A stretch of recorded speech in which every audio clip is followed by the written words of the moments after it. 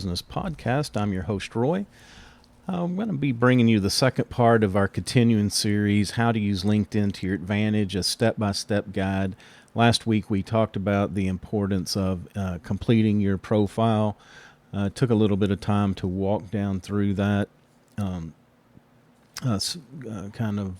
area by area, what we need to do there. So, today we're going to talk about making connections. And what I would challenge you to do this week is to reach out and make 7 connections. Just do one a day. Should be simple.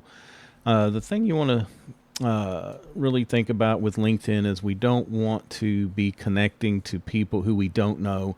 In order to send a connection request, we should have some form of relationship with them.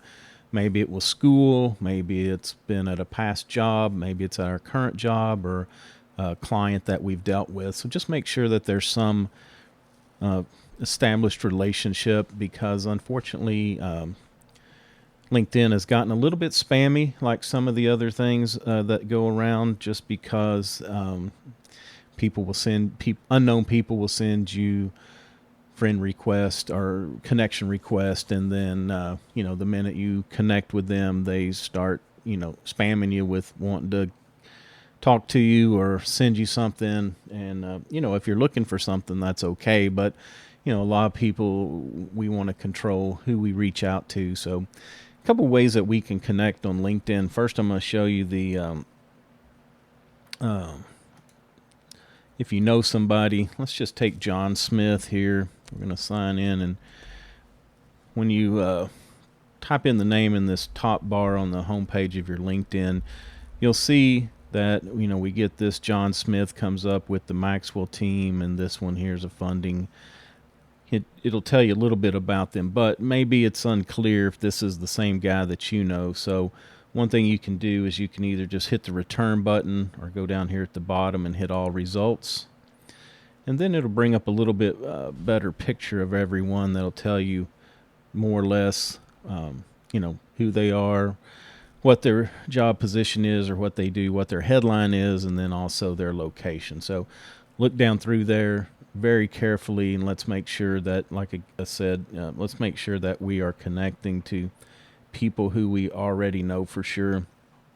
Because what we want to do is we want to build up our influence, depending on what you want to do with this. If you're looking for a job, you want to be able to put yourself out there where others can find you. But also, if you're marketing or looking to acquire business for your company, you're going to want to post some things eventually. But we're going to take it one step at a time, and like I said, we're going to connect. So that's one way we can look at John Smith. The other thing you can do is, if you already at least have a few connections, you can go to My Network, and this is a little bit faster scan. So what it'll do, it'll show you, now these are different organizations that you can view. Like here, this will give you a list of all these people, and then it'll give you the option to connecting. Now, there is two ways that you can reach out to people on LinkedIn. First is connecting. You send them the request, they accept it, then you can both see what each other's posting or different activities.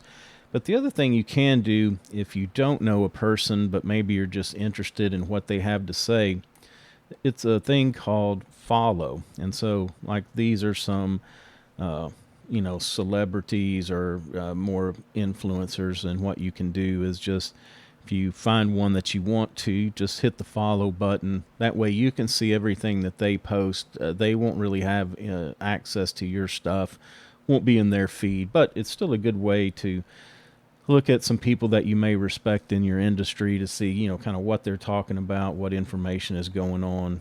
And also, it may be a way to, if you want to do some prospecting, it may be a way to learn a little bit more about the prospect. The other thing that is available, you have to upgrade to the, I don't know what they call it, the LinkedIn professional or paid version. What that'll do, it'll allow you to send,